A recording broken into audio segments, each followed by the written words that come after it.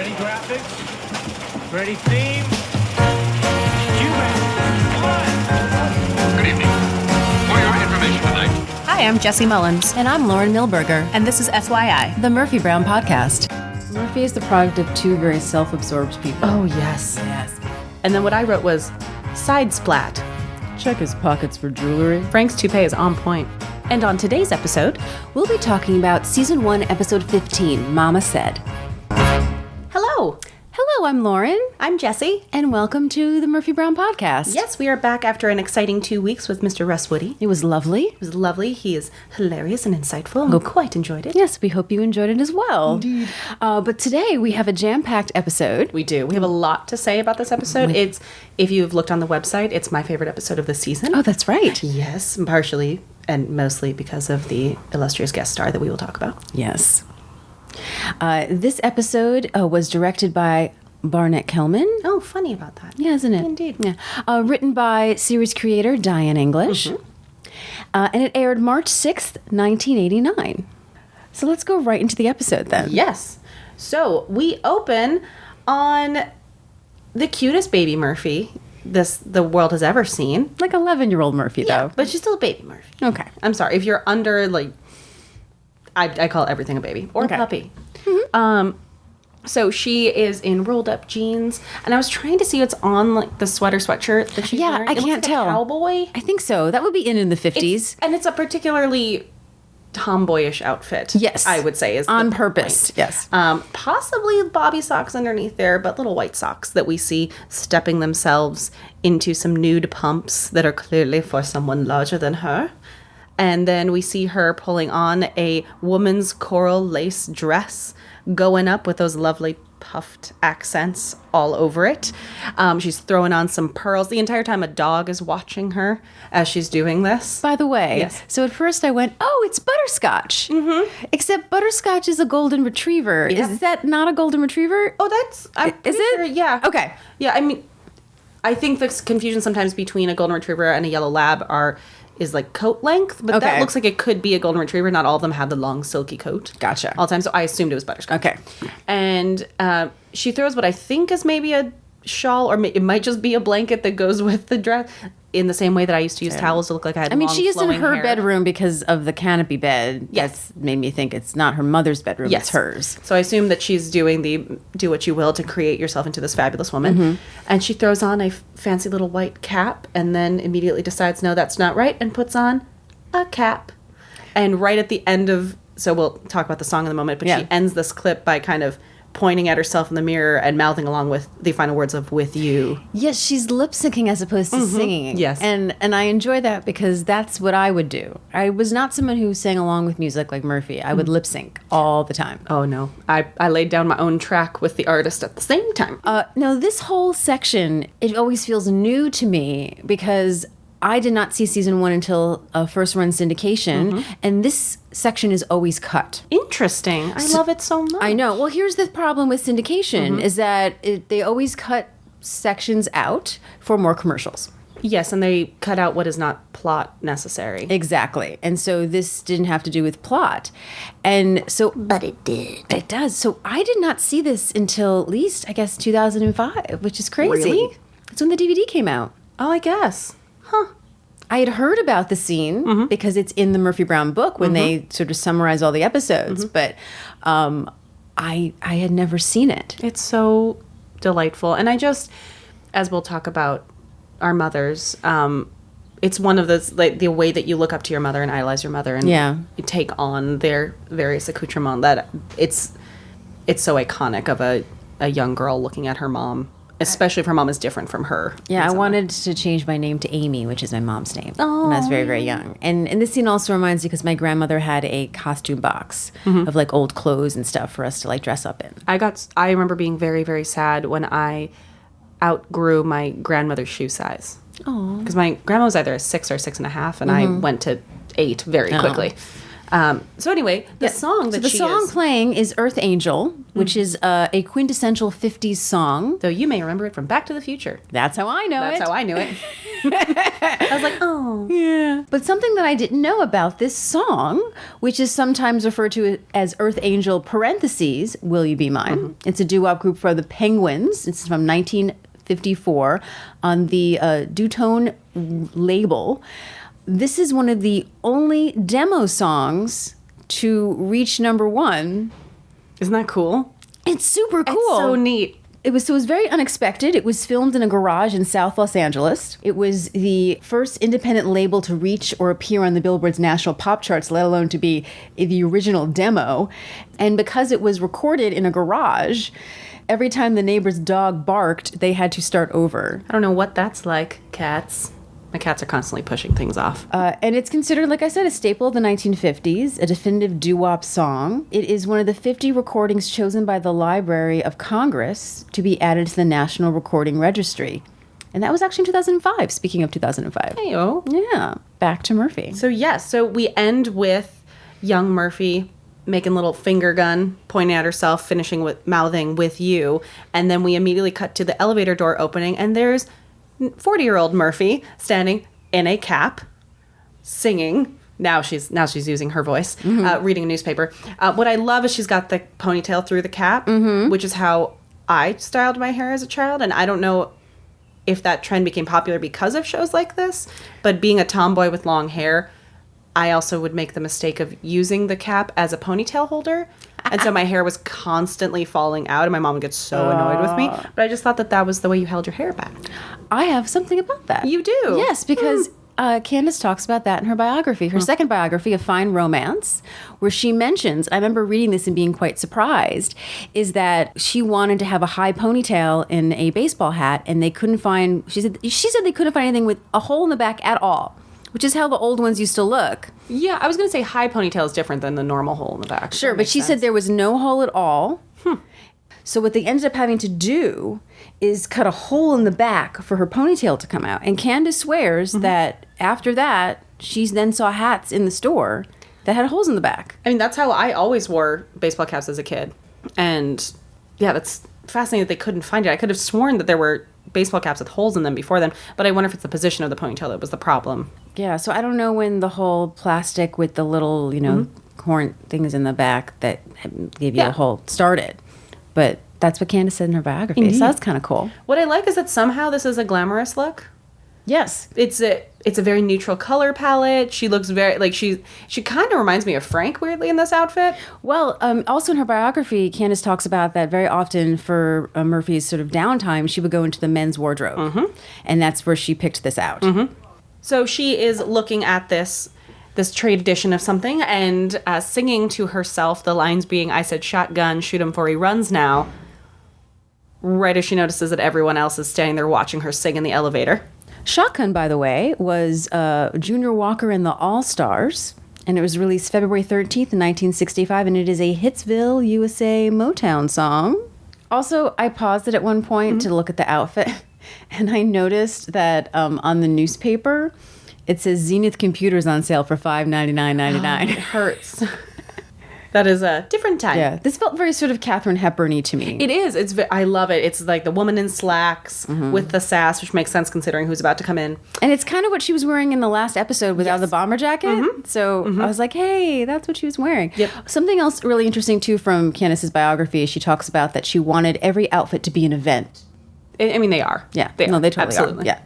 So once she sees everyone watching her, she said, "Yes, I'm back." She says it was a great trip. She interviewed Margaret Thatcher. She sat next to Smokey Robinson on the plane. She pulls out a piece of bread and says, "Look, his dinner roll." She triumphantly walks back to her office, and there sitting at the secretary's desk is a crash test dummy who is locked into place. She looks at it, actually you can see like there's an approving, and she turns and says, "Very funny." And then the elevator opens again. And what I have in all caps is, "Oh my God, Colleen Dewhurst. Outfit forever." I wrote down, Colleen f***ing Dewhurst walks off the elevator. And it is with that emphatic walk that we see her. She is in this outfit. She reminds me of my grandmother. It's amazing, and yet also the most fashionable person I've ever seen in my life. Yeah. So she's in a teal hat with a brooch upon it. Her dress underneath that we see later is a matching teal color. And then I wonder, okay, so I have a lifelong obsession with Navy as a neutral. Okay. And I wonder if Avery Brown did this to me. I almost said Avery Murphy. If Avery Brown did this to me because she's in this navy / maybe indigo coat with a patterned fashion scarf on the outside that's clearly only there to be seen and not useful in any way. Absolutely. And navy gloves and a navy purse. And she's just stunning. When I talk later about the great late Colleen Dewhurst, we'll talk about the way that people described her in print. But she's stunning. There aren't words for the way she captures your attention in this. Yeah. And then she proceeds to say, "May I have everyone's attention, please? I'm looking for Murphy Brown. Someone tell me where she is." And something really interesting, we're going to pepper through this direct quotes from Colleen from her biography about working on this episode. And something she wrote was, so she says, "I felt nervous and numb as I stood behind the closed door of the elevator and can scarcely remember listening to the actors on set, waiting for the line that would cue the elevator doors. Suddenly they slid open and I stepped forward into the newsroom, speaking my first lines as Avery Brown. The audience laughed, as if right on cue, and immediately I relaxed, loving it all." So something we'll also talk about as well when we get to the end is, much like Avery Brown's insecurities, so did Colleen Dewhurst, thinking this great, amazing Tony-winning actress is a human being. Well, and also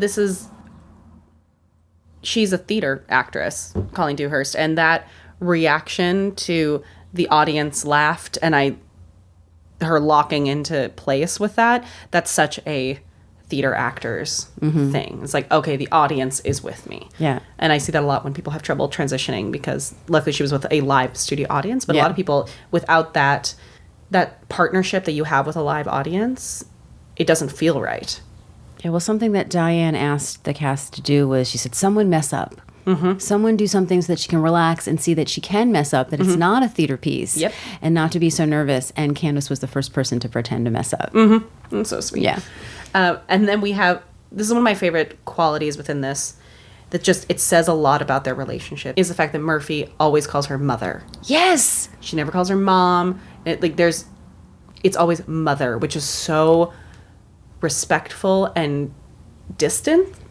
I think I agree, and I love that choice, but I think it's also a generational thing. Well, there's a generational quality that I was going to say that comes from. My mother would call my grandmother mother, not all the time like Murphy does, but she would, and I remember it was so jarring to me, because I was like, oh, that's very formal. I don't think they're formal, but yeah, it's like they're the same age, my grandmother and our grandmothers and our parents, as Murphy and her mother. And it's such a very specific choice. There are lots of very specific choices throughout here that are particular to this generation. That was the continuation of my thought, was that it's generational.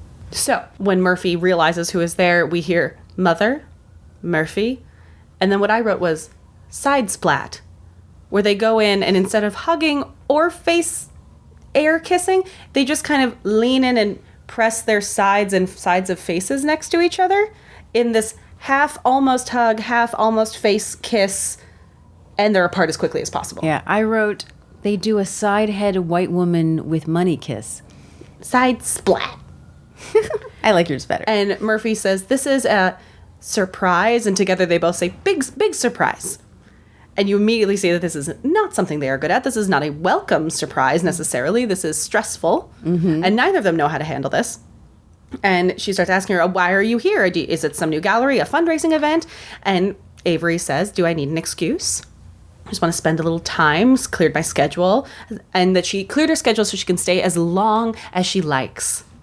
And Murphy's response is, isn't that wonderful? And at that moment, the boys walk in.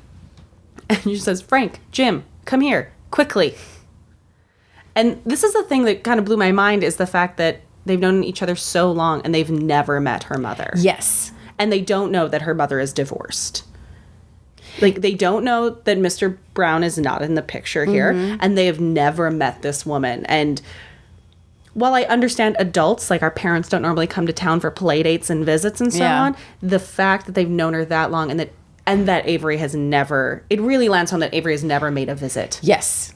Now, I like to think that maybe Frank knew that Murphy's parents were divorced. I feel like Frank might. Yeah, but I could see maybe Jim didn't. It's not really. It's like a personal thing that they might talk about, or maybe he forgot. 'Cause it's not like a huge thing that they discuss, Or they just don't talk about. Yeah, but it's very telling of the relationship.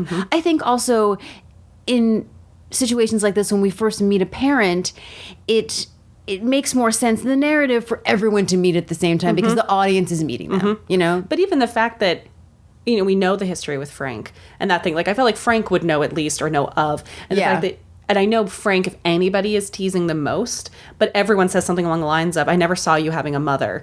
And Frank says, wow, Murph, you've got a mother. I love that. I love that in joke. Yeah, I take more of Frank saying that jokingly than anybody else, but there's a lot of just like, never considered you having been raised by a woman.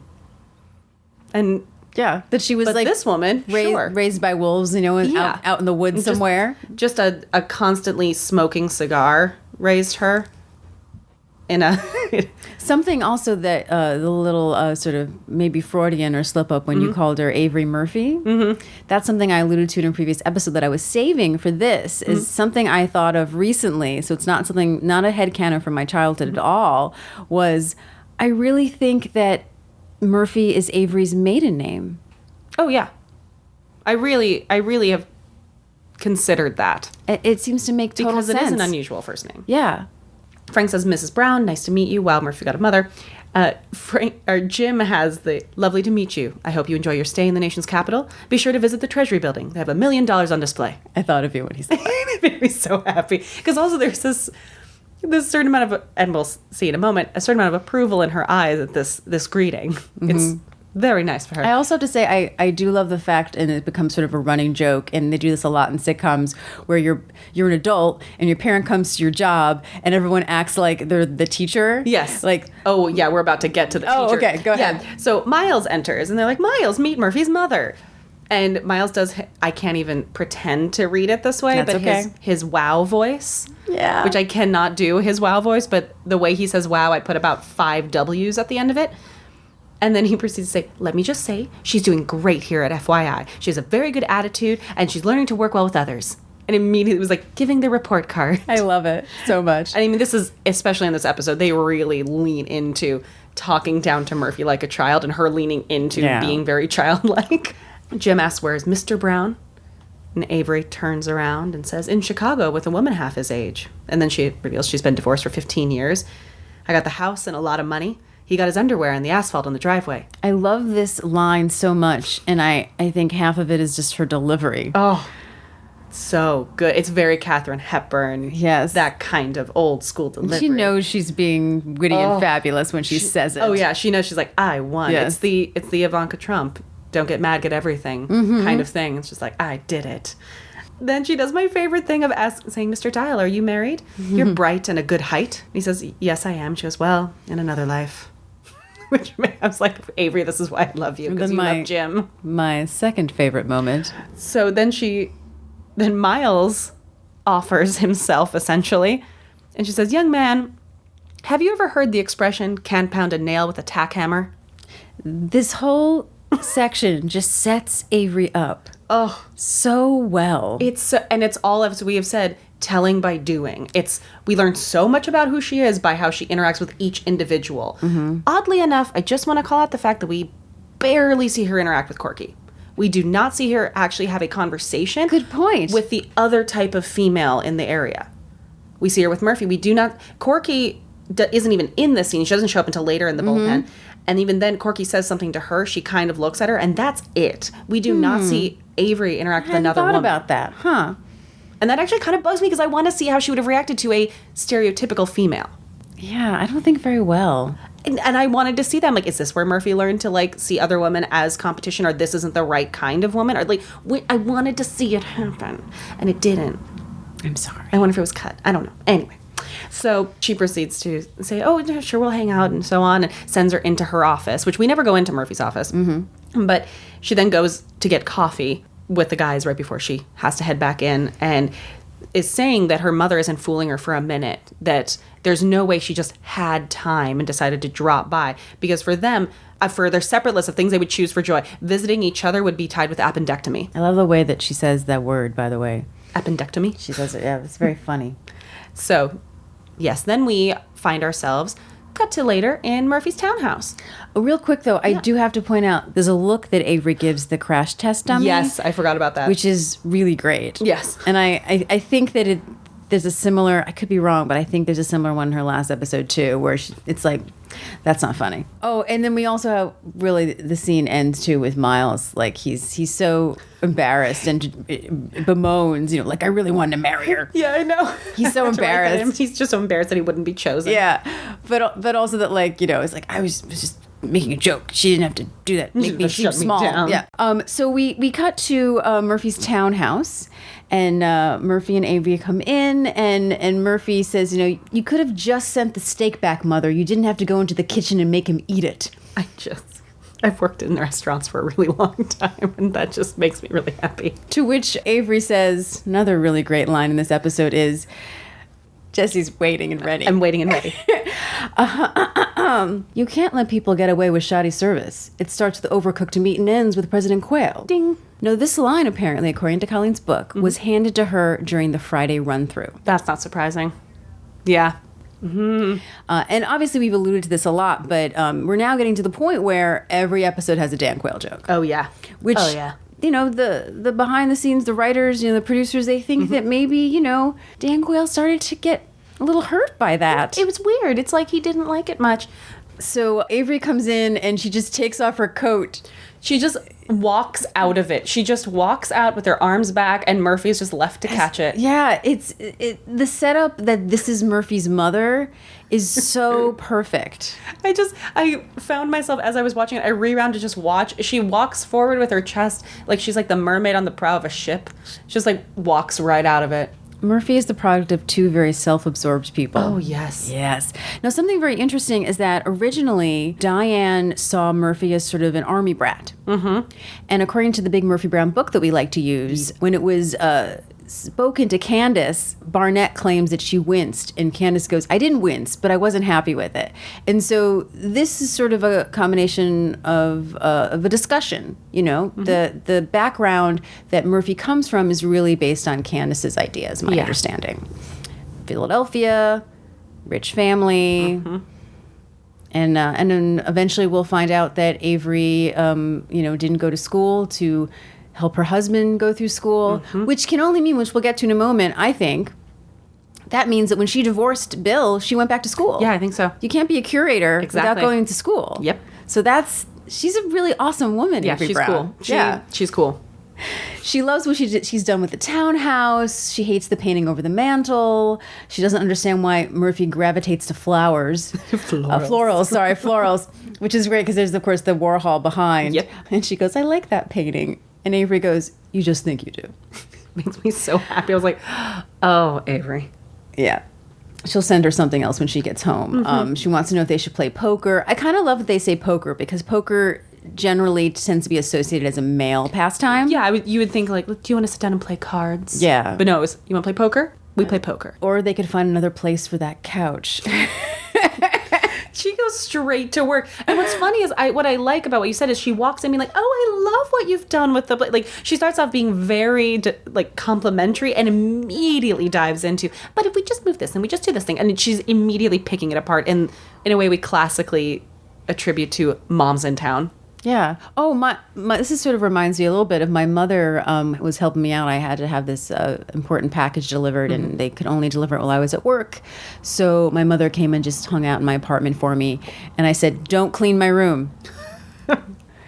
And I came home, and she cleaned my room. I have to say, I got to give kudos to Mama Mullins. She would not clean my room. She would hang out. She would pet my cats. She would read. She would do exactly as I had asked of her. But as she left, I bet you anything she'd say, you should probably clean your room.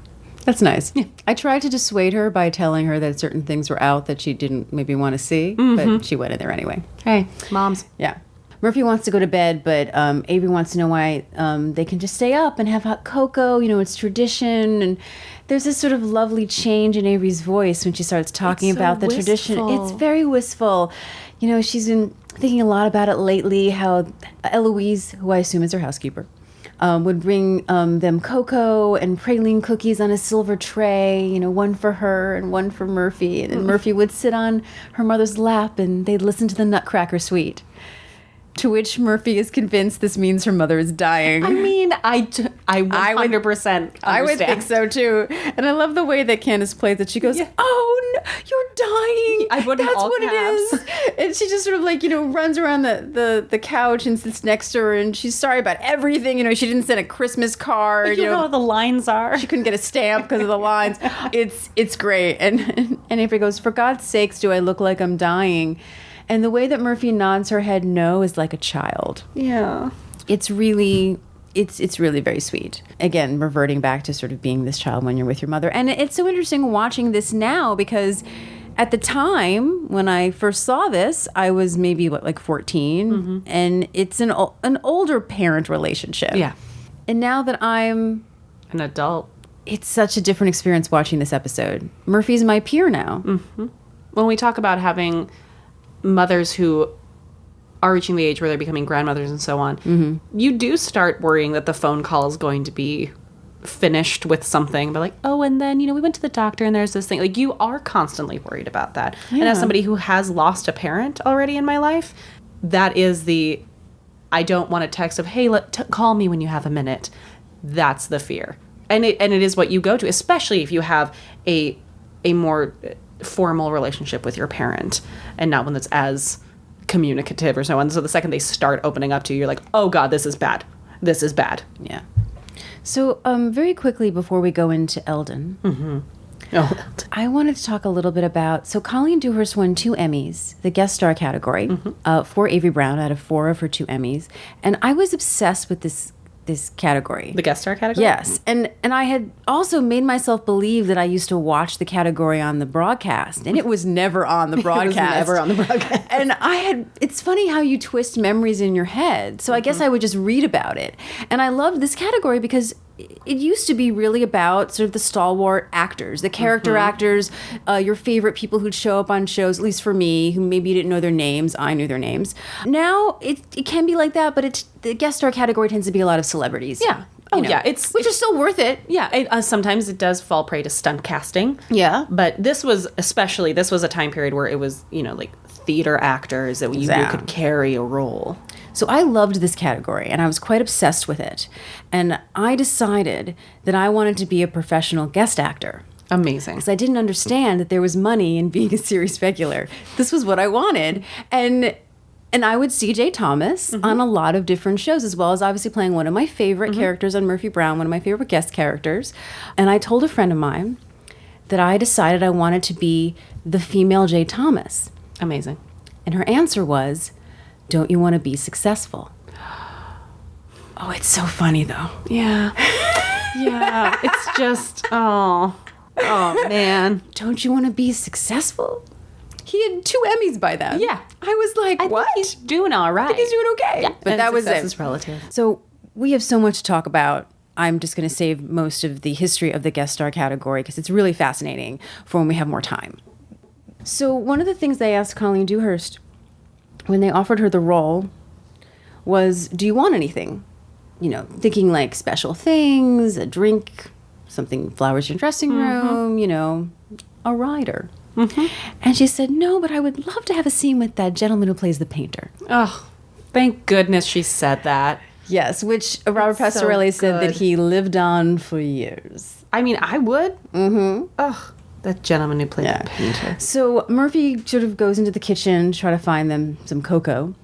And Eldon comes out. Avery is trying to put a pillow in a place, and she moves things around and then turns around and is just startled by Eldon and thinks he's an intruder.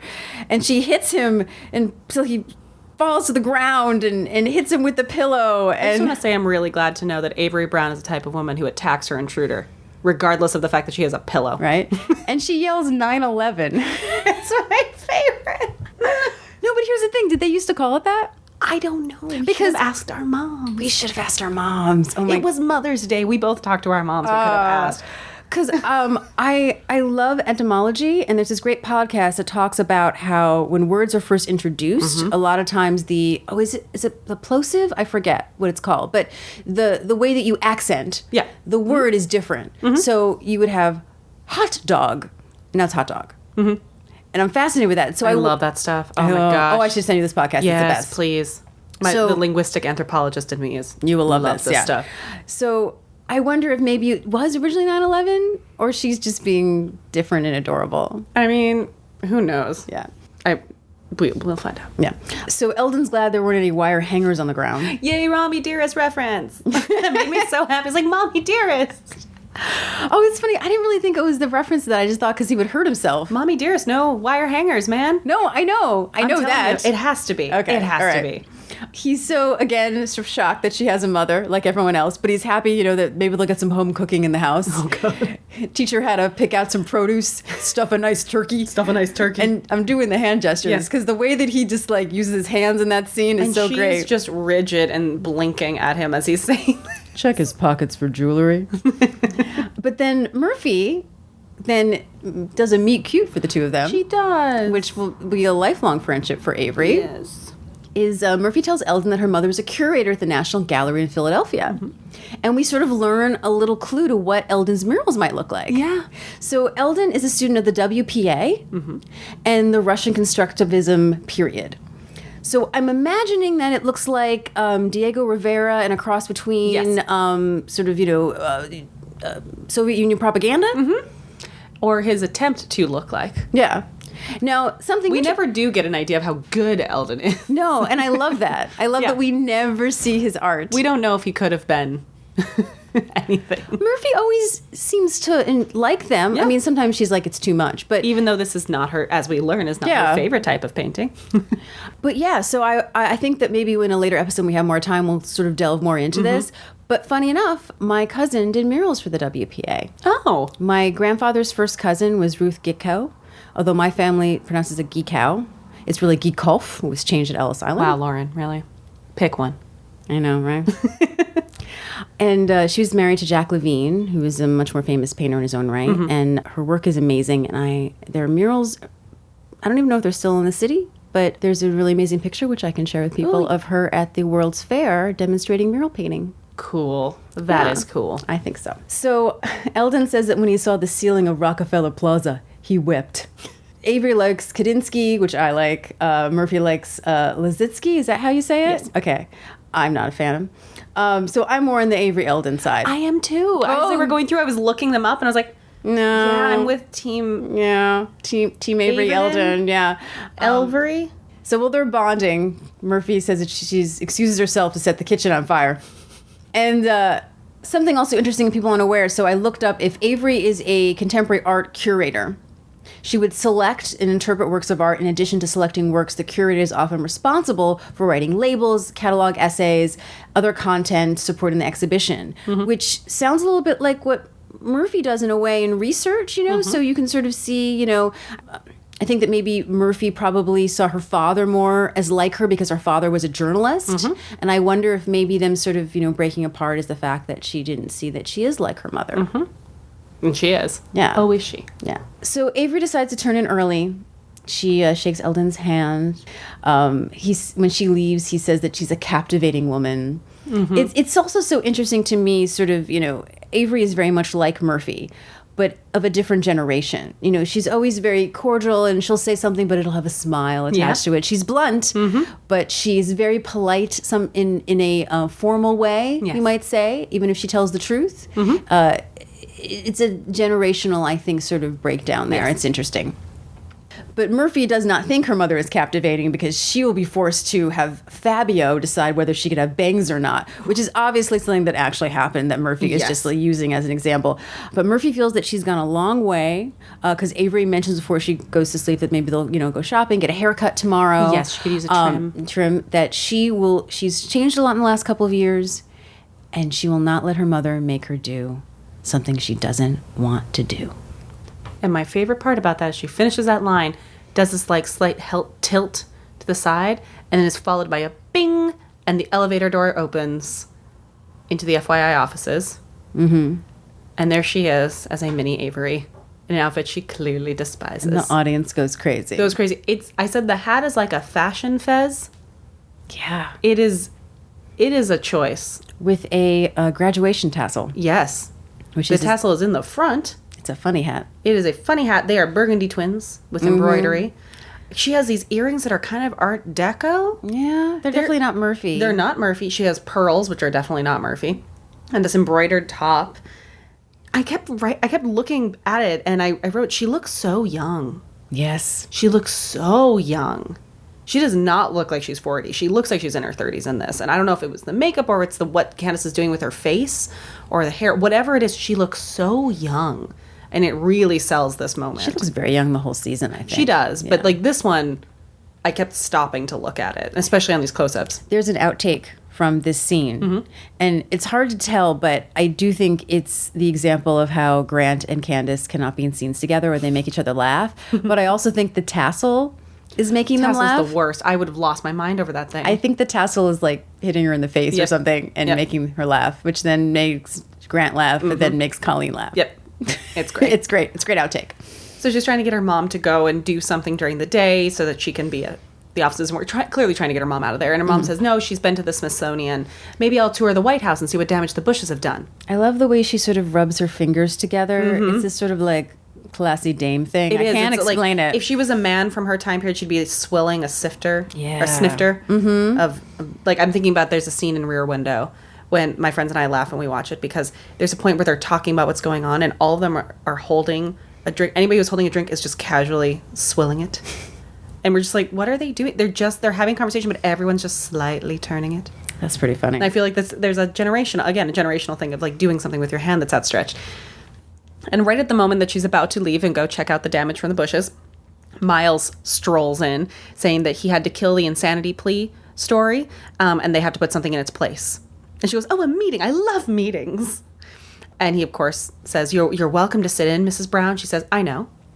Which is so Avery. She's like, I know I'm welcome. Yeah, because she says it with this enthusiasm, and I was like, that's a quintessential Avery moment. I know. And then she proceeds to clap everyone over to the bullpen saying, we have a deadline to meet. She's so excited. And he says, Miles says, everyone get your thinking caps on, which Frank slyly just walks by and says, I see Murphy's already wearing hers. Oh, Frank, I love you. I love him so much. She just glares at him. And we finally see Corky, who in this sea of gray and brown and burgundy is this Papa Teal that's just sitting there. She looks good in a blue. Mostly hidden during that episode. So Miles then goes into what I call his old newscaster severity walk, where he tucks his fingers into his belt and like kind of mini John Wayne walks his way around while he's talking. Just like, what are you doing, Miles? And which of course Corky's about to call out. But he says, as you know, we're facing a crisis situation. 48 hours till airtime, and we have no lead story. Our backups are highly sensitive, and they have not yet cleared legal. This is due to the changing climate in standards and practices, which mandates a much more stringent code of ethics for broadcast journalism. And he's looking very serious. And Corky goes, Miles is trying to act smart because we have a visitor. Corky, work with me. It's so funny. And Colleen just kind of looks at her. So they start offering options.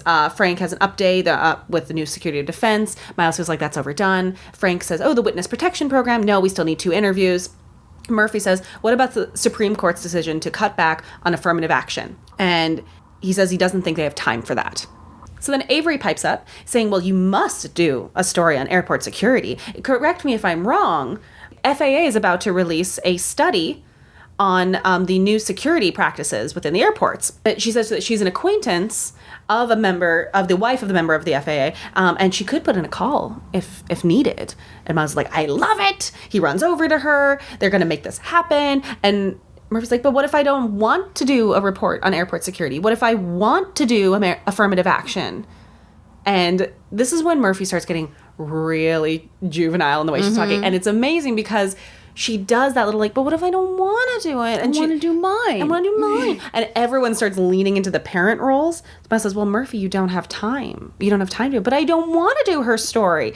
And then we have Avery who says, now, don't be stubborn, dear. And Jim says, listen to your mother. I love that he goes, listen to your mother now. Listen to your mother now. And everyone's just playing the parent. And she says, well, and eventually Miles says, I hate to pull rank. Do you want to be on television this week? I love it. It's so cute. I'm such a sucker for this kind of comedy. I love it. Do you want to be on the television this week? She eventually says, fine, I'll do it. And if you tell me do it, but I don't have to like it. And then we cut to Phil's. Murphy is sitting eating, still wearing the clothes her mother picked out for her. Complaining, hair is down, though. Her hair is down. Complaining about the size of her food. And Phil is worried that she's doing with food what she did with drinking. It's true, though. Yeah. And he thinks it's because her mother's in town. And he's like, how do you know that my mother is in town? And Phil says, well, she already came in. She found 6 ways to increase the efficiency of the staff and kicked out a drunk. Damn good looking woman, too. She's got good calves. Got good calves. That's my favorite.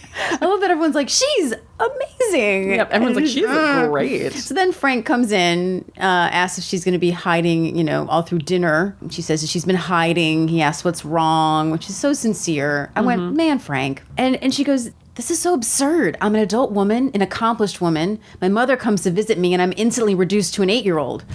I feel stupid and little and all furniture looks bigger than it is. I love that line. I love that line so much because it's so real. Oh, it's so real. It's funny and it's real. And it's such basic speak. It's not being flowery. It's not being anything. I feel stupid and little, and it's ugh. And the visual of all the furniture looks bigger than it is so beautiful, and still it's a funny line. Yep.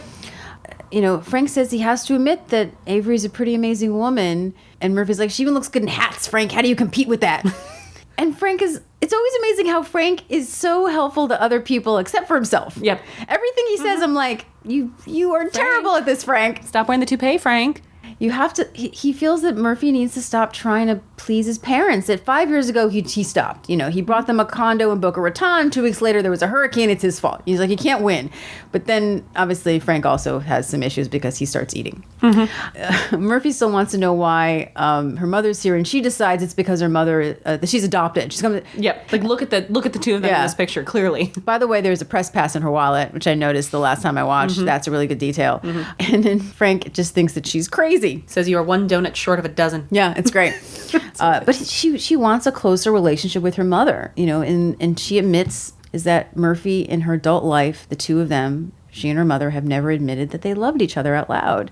And she goes, I tried once, but, well, I love that. I love that it's something that we as the audience have to figure out ourselves because it's very human to not finish the thought because it's too private. It just so much says within that line. I love that line. And then she decides that she'll invite her to the show. She'll be on her own turf. She'll see her in action. Frank just thinks she needs to stop trying to please her mother so much. That line. So we go to show night. Murphy's wearing a red orangey jacket with slits down the side. It's this long orange-red jacket.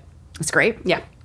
With Corky Jim, Frank, Miles around a desk. Her mother's just walked away. They all feel that Avery's having a good time, and Murphy feels more like herself because her mother's on her own turf. Everyone's being supportive. Frank's toupee is on point. That's usually on It point, is, yeah. But Corky feels that she's a really dear, sweet woman, Avery, and she really deserves grandchildren, which all 40-year-old women like to hear. Yeah. Murphy and Miles talk about the copy, this sort of powwow, sort of about the interview, how to make it personal. And Avery thinks that he should ask him about when his daughter flew to Europe and how he sat by the phone and chewed his nails the whole time until she lands safely. I love that Miles, before he talks to her, says, just don't ask me how the picture goes through the air and into the television. I still don't get it. Yeah, that's pretty funny. It's so good. Murphy doesn't like it. They sort of argue about, what they think is, or really just a discussion, but it's irritating to Murphy about what Avery thinks that she should ask in her interview and what Murphy thinks. And then Murphy just has a whole tirade in front of her mother. Oh, it's amazing. Should I do the whole thing? Oh, please do. Okay. Why did you make me wear those hats? I hated those hats. I hated every single one of them. And you know which one I hated the most? The beret. That's right. Remember what I told you? Shelley Horn stole it out of my locker? Well, she didn't. I tied it to the back of my bike and dragged it half a mile past the Kramer's German Shepherd, who'd shoot it up into a million woolly little pieces. Well, I watched and laughed like this. Ha!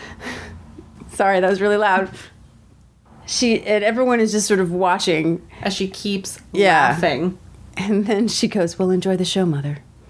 I also want to talk quickly about their outfits. So we have, and granted, Resolution could alter this slightly, but the main point I'm making is when you look at it, we've got Murphy in an orange, and we've got Avery in a blue. And this is something that's done very often with sports teams, is the use of complementary colors to excite your eye. Interesting. So complementary colors are ones that are on the opposite side of the color wheel. So you have purple and yellow, like my beloved Minnesota Vikings. You have green and red, like Christmas. And then you have blue and orange. And you can see that in the Knicks logo and the Mets and all these sports teams, the Florida Gators, all this kind of stuff. And the psychology behind it is that looking at complementary colors cause your eyes to vibrate with energy. So as you're looking, it gives you an excitement and a drama as you're looking at it. It keeps your eyes interested. Interesting. And what I love is that there are these two opposing teams basically going up against each other, and those colors are not supposed to go together. Any complementary colors that go together turn into brown. Yeah. If you want to make brown and you put them together, you take your complementary colors. So those two are in opposition, and they're not supposed to be put together Brilliant. in this moment. And visually, it made me so happy to see that happen. Well, really quickly before we go into the next section, I just want to say what Colleen talked about Barnett in her. There's such amazing things. We're probably not going to get to everything, but she says about Barnett. She says Barnett knows his actors and their characters. He instinctually understands the individual strength and easy comic mannerisms of each actor. He recognizes when one of us gets into trouble and to get out, falls into shtick, just going for the laugh. Successful comedy must be played absolutely straight and with great truth. I mean, that's what we want from a director. I know, right? That's what we all say we want. No, she speaks so highly of everyone involved. She says they're like a well-run theater company, and particularly points out Candace. It's a huge compliment from her. Yeah, and she points out Candace as the head of it, almost as if to say, not that she says this, but fish stinks from the head kind of a thing. That she sets the tone and is so open to everyone. You guys should read her biography. It's brilliant. It was also, it's a biography / autobiography. She co-wrote it with somebody, and they finished it after her death. Yeah. So it is a lot of it's from her words. It's not just somebody writing about her and taking excerpts. It's from her. Yeah. She said she loved Murphy for its class, innovation, and particularly its recognition of where many women are today. And she appreciated that Murphy had insecurities, which is a scene we're going to get to. And then eventually some of those insecurities are also Colleen's insecurities, which we'll talk about. Person's insecurities. Yeah, pretty much. So we come to what is clearly the evening after the broadcast and the fallout. And we see Avery at night out of her coif. Her hair is down. She's in a robe and her pajamas.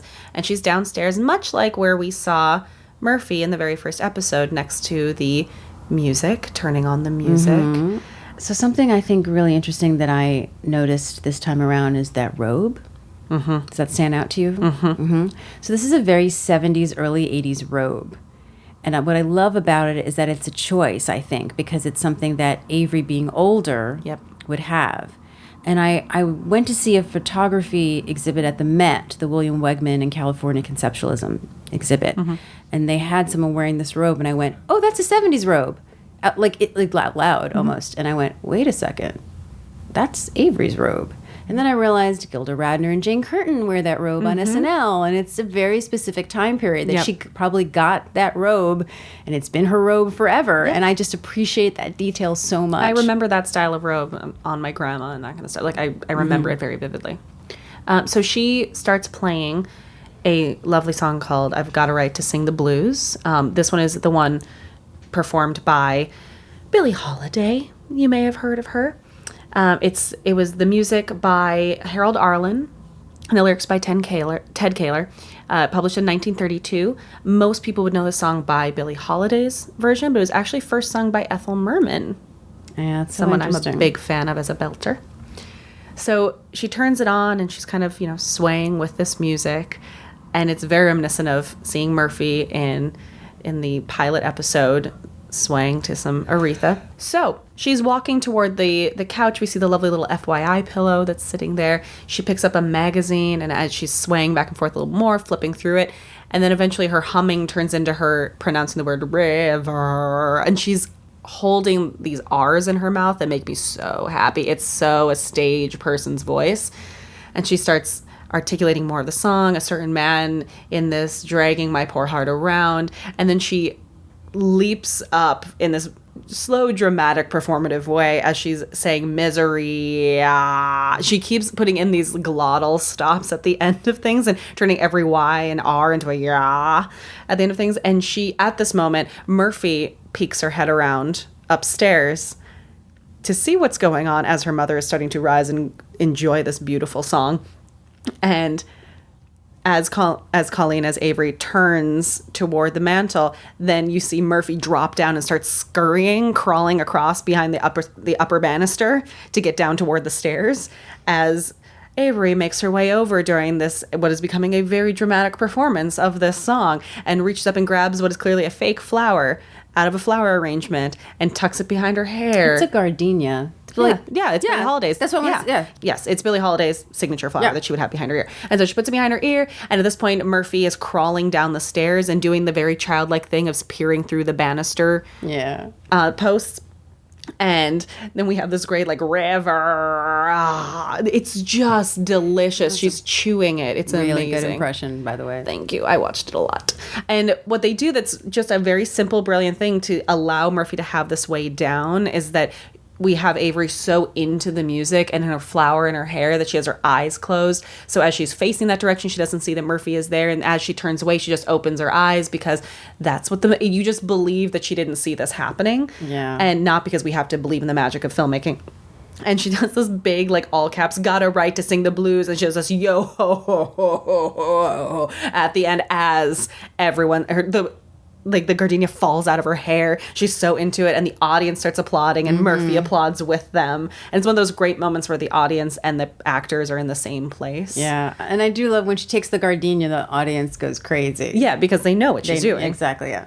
And then Avery finally, as the character, hears Murphy applauding and sees her and covers her face and says this great line of, "You little stinker, you've been sneaking around after me since you were a kid and you're still doing it." It's the first real sort of human moment, not I'm your mom or I'm in public moment.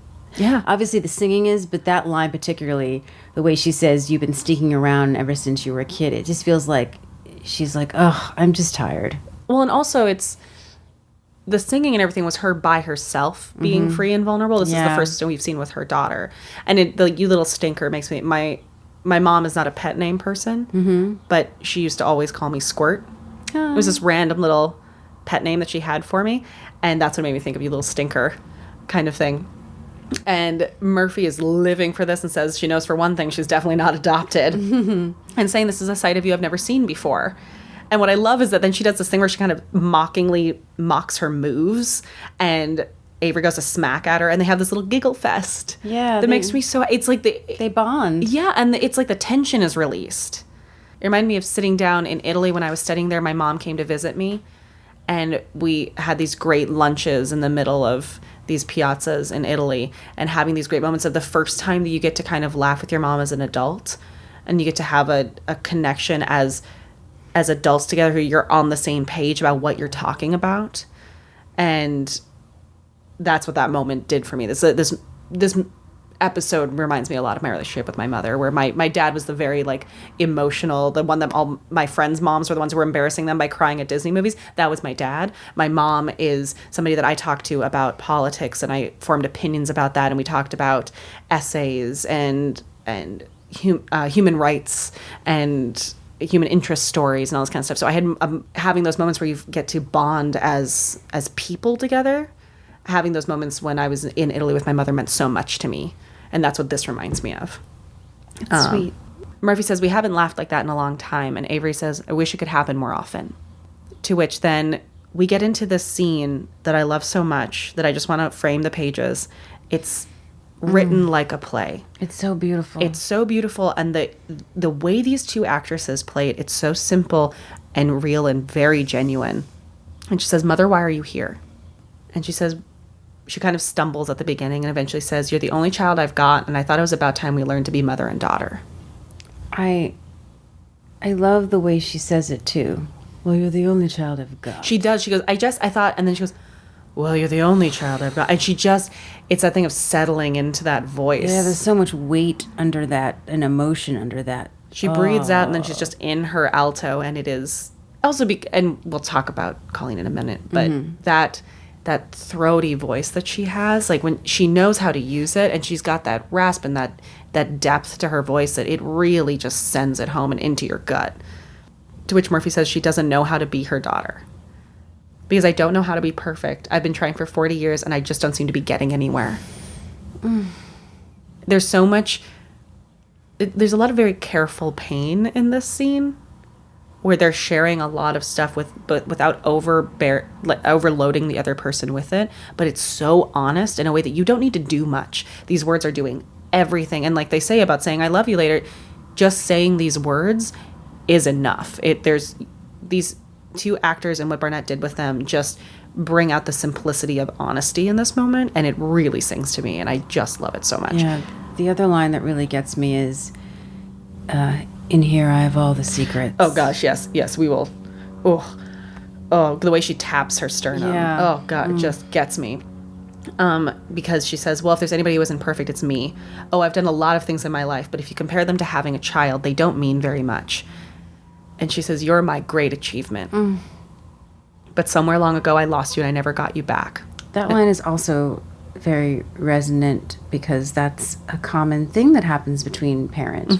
You grow up and then you separate and you don't necessarily see your parent as an adult. And then this relationship is strayed and then for whatever reason. And, you know, they were your child and you were very close, but then they're no longer your child anymore, and something sometimes happens. It's that same thing of what we have as children, seeing our parents as humans, being able to see the flaw, which is what's happening in this conversation, because she's seen her mother as perfect and who expects the same out of her, and she finds out that her mother, the way she says, after she says, and I never got you back, and she goes, surprised? The way she sees, where she takes in Murphy's reaction to that. Yeah, this is a conversation they have never had. Never had. She says, mother admitting to failure. And you see, like, the pain that this woman had of trying to be. Yeah. And she says, but I'll tell you something. Pokes chest, and her voice gets even huskier. In here, I know all the secrets. And what I love is that Murphy says, tell me one. Yeah. And says, I never wanted to have a birthday party. You know why? Because I was afraid no one would come.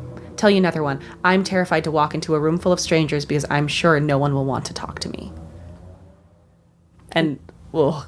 And that's something that Colleen talks Colleen about in her talks about book. She that. was very shy as a child, and coming to the set of Murphy Brown and not knowing anyone was terrifying to her.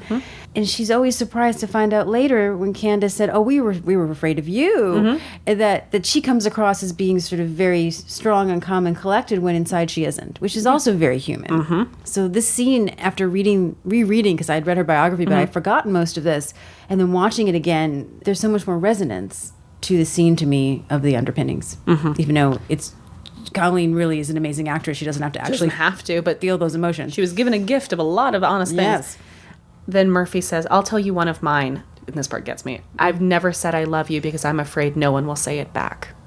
And they both just look at each other, and Avery says, why don't you try? I love you. I love you. And they hug. And I wrote, and then I cry. And then we get gifted for being there, for experiencing this moment. We get gifted with one of those huge Colleen Dewhurst smiles that just completely cracks and changes her face. And it just, oh, I love it. And she's like, do you want to make praline cookies? Let's go into the kitchen and bake some. And they do the same thing they did earlier with the hot chocolate. We're like, do you know how to make hot chocolate? Do you know how to make hot chocolate? Where's the Eloise when we need her? And so, do you know how to bake praline cookies? No, do you? Want to be brave? Let's go. Which, that line didn't get me as a kid. That's the crux of the episode. They felt brave and they just went for it. And now their relationship is better because of it. Yes. Like that kind of honesty with somebody, especially with a parent and a child or people who have been estranged, that is bravery. And that's what this entire episode has been about, is about being brave. But that's such great writing. Them putting the bravery onto baking praline cookies out of that moment, it's such a beautiful bow. And you think the episode's over, and Eldon comes around the corner, and I wrote, Eldon is me, and he is just sobbing, and he has all the tears, and he's sniffling, and he just makes his way in and grabs the phone and dials in. He's like, hello, Mom. It's Aunt Mira. So as we wrap up this episode, wanted to give some quality time to Colleen Dewhurst. So I wanted to start by reading a couple descriptions of her in print. Nice. First and foremost, she was known as the Queen of Off-Broadway. She was especially known for a fiery and formidable stamp on a number of Eugene O'Neill's heroines. In her autobiography, she actually said, "I had moved so quickly from one off-Broadway production to the next that I was known at one point as the Queen of Off-Broadway. But rather because most of the plays I was in closed after a run of anywhere from one night to 2 weeks. I would then move immediately into another one." So she didn't think she was deserving, but physically, as we were kind of hinting to earlier, one place describes her as tall, luminous, and leonine. The legendary Colleen Dewhurst must go down as one of theater's finest contemporary tragedians of the late 1900s, with trademark dusky tones and a majestically careworn appearance. Another described her as an imposing presence both in person and on stage. Ms. Dewhurst was known as a woman never hesitant to use her distinctive, big, throaty voice to express an opinion on almost any subject. In the theater, she conveyed a mature sexuality, a folkish earthiness. Her feline smile, crinkly eyes, and high cheekbones combined to soften her large stature and enable the audience to feel closer to her and to identify with her characters, who were often tragic. Which is so... She is such a specific physical being. And what's funny is everyone talks about how imposing she was. She was only 5'8". I mean, that's tall for the time, but quickly, though. Colleen Rose Dewhurst. So she was born in Montreal on June 3rd, 1924, to her father, Fred Dewhurst, a hockey player and football player, and her mother, Frances Dewhurst, of the Fs. This is something that we'll tie in later. She spent her first 2 years chronically ill and was dragged by her mother to dozens of doctors, both accredited and dubious. The resulting emotional trauma is what drove Frances Dewhurst to embrace Christian Science and reject medicine in its entirety. So eventually, Colleen will also embrace Christian Science, which is not to be confused with Scientology. Mm-hmm. It's its own belief structure, does follow a specific book. However, the main thing that most people know it for is that they believe that illness and injury can only be cured by prayer, and no science can fix it. So they completely denounce medicine. So her family left Canada when she was a child. They moved first to Boston, later Milwaukee. There's a great interview. If you look up the Spotlight series, Ed Wilson's interviews, he interviewed her, and she's just wonderful. And her giggle is my favorite thing. When she laughs, I just love it. And she says she feels guilty because when she was younger, she hated speaking in public. She didn't want people to pay attention to her. And she wanted to be an aviatrix. And her parents were like, okay, well, go find out what that means and see if you still want to do it. And she changed her mind. She attended the Academy of Dramatic Arts for 2 years, and she studied privately with Joseph Anthony and Harold Clurman. We could talk about her theater work forever, because she did everything. Yeah. And we have 2 other episodes with her, so we can talk about her so work. We will talk about more of those things. But I will talk about 2 in particular. The first being, and these are all later in her career, actually. Like, she was doing theater for decades. If you look at her IMDb, it's not nearly as long as you would think, based on everything she has helped done. with Joseph Papp to start Shakespeare in the Park. Exactly. On a flatbed truck in Sure Central did. Park. It's amazing. However, she was very famous for performing as Cat in Taming of the Shrew, where she also performed opposite her very tumultuous lover, George C. Scott, who she left her first husband for. You might know him as General S. Patton from Patton, but also a very lauded performer. They were basically the Liz and Dick of the theater world. I feel like they were. Especially turbulent as all the partnerships that they tend to play. They separated in 1963, divorced in 1965 due to his infidelity, and then 2 years later they were back together. They appeared in The Last Run, and they parted ways again because he took up with another actress from that movie. They did have 2 sons together, and they remained amicable. Much like Liz and Dick, it sounds like. They kind of understood who they were. So the first thing that I knew Colleen Dewhurst from, and probably many people from this side of the pond knew her from, is as Marilla Cuthbert in the Anne of Green Gables miniseries in Canada for Sullivan TV. It was Kevin Sullivan's very, very beloved adaptation. They actually did 3 miniseries of it. They did Anne of Green Gables, the sequel, as well as the continuing story, which happened after her death. And they honor her in that, and it's very sweet. She also continued her role in the mini movie of Anne of Avonlea in 1987, and she was in the series Avonlea until she suddenly died with the same character in a recurring format. What I love is that they wrote in a death scene to honor the fact that she passed because they couldn't plan for it. And her work as Marilla and as Avery were very impactful in my childhood. There's something about when she starts giggling with that raspy voice and the way she's, it's a smile you don't see coming because she looks so formidable, but she's so warm when she does. And Marilla was so important to me growing up. My dad and I were obsessed with Anne of Green Gables, and I just loved her in this. She, not long after these things, then appeared as Avery. So she had a 45-year acting career. She died at 67. So, like, think about the amount of her life that she spent doing this. She won the 1974 Sarah Siddons Award for Chicago Theater, 2 Tony Awards, 2 Obie Awards, 2 Gemini Awards. In 1989, she won the Genie Award for Best Performance by an Actress in a Supporting Role for Hitting Home. And she had 13 Emmy Award nominations and won 4. She was also inducted into the American Theater Hall of Fame in 1981. One of the things that I loved about her was, when I was going back through and rereading these things, was that she was greatly known for her generosity and humane regard for others. She was the president of Actors Equity, and one of my favorite stories about her was that as president of Equity, she got into a huge union dispute with the producer Cameron McIntosh over whether Jonathan Pryce should be allowed to perform the role of a Eurasian pimp that he created in the London production of Miss Saigon when the show opened on Broadway. And the union, with her at the lead, first barred him and then reversed its decision, and he went on to win the Tony Award that year as Best Actor in a Musical. In announcing the ban on Mr. Pryce and her support for the union's declaration that it was inappropriate in 1990 for a Caucasian actor to play Eurasian, Ms. Dewhurst said, "It is not censorship because it wouldn't have been censoring for us to ask for the stopping of a minstrel show." And she was widely criticized for this statement and her stand, but there were also many who supported her. And I just think right now, as we talk about representation and the actual people being represented, that wasn't that long ago. That was 1990. And even though I sometimes think 97 was just around the corner, it's still 1990 is not that long ago, and we're still talking about these things. And the fact that in 1990 a man won a Tony Award playing a Eurasian man is something we should think about. Just saying. And I love the fact that she stood by this choice. So, unfortunately, we do need to speak about her death. In 1989, she was diagnosed with cervical cancer.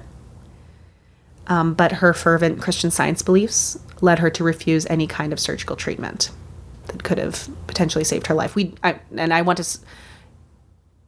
stop here and say that we are here to respect beliefs and not judge beliefs.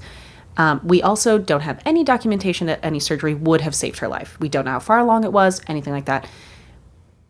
You may hear that she chose not to get treatment and potentially want to pass judgment on a religious belief. I would caution to think empathetically with these choices, rather than say, "Oh, what a waste" or something like that, which I definitely find myself wanting to feel, but I do respect others' choices, and we don't know if that would have changed anything.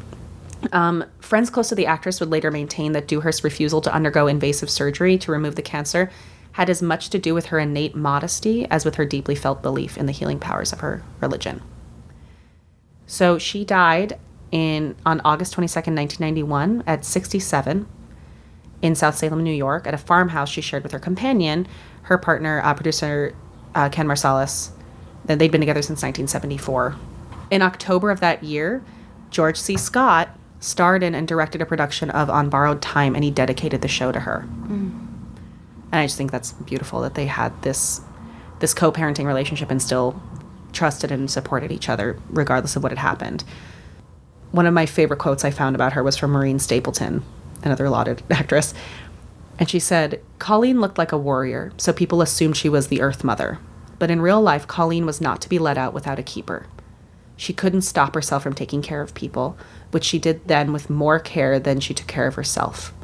Her generosity of spirit was overwhelming, and her smile so dazzling that you couldn't pull the fucking reins on her even if you desperately wanted to and knew damn well that somebody should." Damn.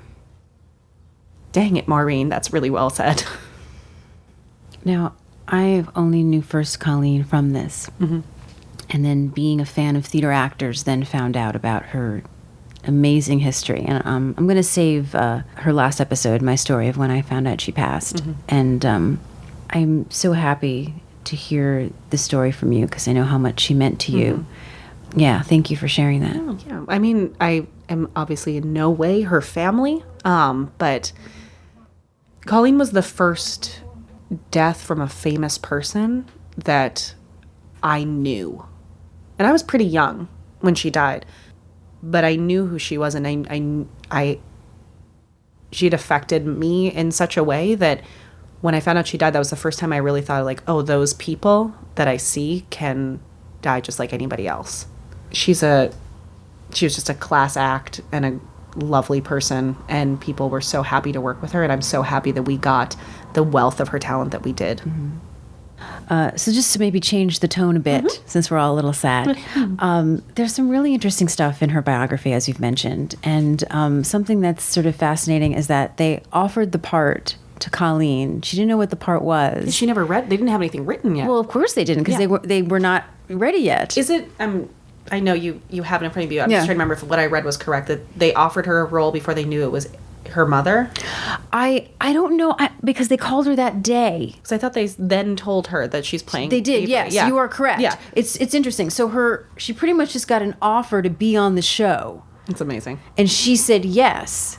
Her LA agent said, "Oh, they want Diane and Joel want to send you the show's reviews because here's the thing that we sort of have hinted to but not really said. This show was not in the top 10 the first year. It was about 35. Yeah, they thought they were asking up, Yeah, asking her to do it. this is the first big A-list person who did it. So so they I'd be like, look, this is good. yeah, it's a good show. The critics really like us. I know we're only 35. By the way, because it is topical now. What new show was number one in the 88-89 season, Jesse? I don't know. Do you want to guess? Oh God, I'm bad with years. It's Roseanne. Stop it. Yes. I mean, of course it was. Yeah. Yeah. It's very timely right now. The Yeah. number one new show was Roseanne. It was number one. Yeah. So she accepted the offer on a Thursday, and within an hour, Diane called her to say she'd be playing Avery Brown, Murphy's mother, and they were just beginning to work on the script. And literally within days, she had the script, flew out to California, and sort of what we were alluding to before was that, she was very, shy and insecure about going to the set the first day, that she arrived 25 minutes early. We were talking about this before. This is exactly what I do because I don't want to be late, but then I end up too early and then I hide. Which is what she did. She hid. So when I read that, I was like, oh, thank you. Thank you for being like me. So she hid, and then she sort of drove back. Yep. Like she was just arriving. And then pretended like she was arriving, but then she got a little anxious because all of the spaces had reserved for, because it's the main cast. She didn't know what to do. And then someone was like, no, we'll park your car for you. And she said from the start of rehearsals, it was very relaxed, very efficient. She felt that Barnett created a really amazing atmosphere. At one point, all of the writers came to watch a run through, and she was like, who are they? Who are these people? Mystery people who've just shown up? And Candace was like, those are the writers. And she'd never worked on a sitcom before. And so it's obviously, as we've talked about with a lot of the writers in the show, it's a very different format. There's a lot of rewriting. And said what amazed me most was how the line that stopped you dead each time had been neatly excised, and a new, truly brilliant bit of dialogue appeared in its place. These revisions were incorporated into the week's scripts right away through the final run-through, some just before our performance on camera before the live audience. And I love what she says. She says she woke up in the morning before the first rehearsal and put on something she thought would be the most appropriately nondescript. Just love that line. Please follow us on social media. Yes, everything is Murphy Brown Pod. That's the Facebook, Instagram, Twitter. Our email is murphybrownpod@gmail.com. Oh, we have a Spotify playlist, Murphy Brown Empowerment Playlist. And there's a link to it on our website. There is. And thank you so much for the reviews and the interaction that we've already received. They mean so much to us, seriously. And honestly, if you want a free way to support the podcast, please go on iTunes and rate it. We always prefer a 5-star, but please be honest. And we love hearing from you guys. It means the world to us. Yeah, and it really helps the podcast get out there more. So because this episode is so important to us and so jam-packed, we're going to save our revival talk for the upfronts, as we mentioned. Stay tuned, most likely Thursday. since Thursday is now a Murphy Brown Day. Heyo. And we will explain more about it if for some reason you aren't aware. Yes. It is upfront time in the city. Yes, and happy belated Mother's Day for our Mama Said episode. And our next episode will be Season 1, Episode 16, Moscow on the Potomac, And we'll see you next week for another edition of FYI. the Murphy Brown Podcast.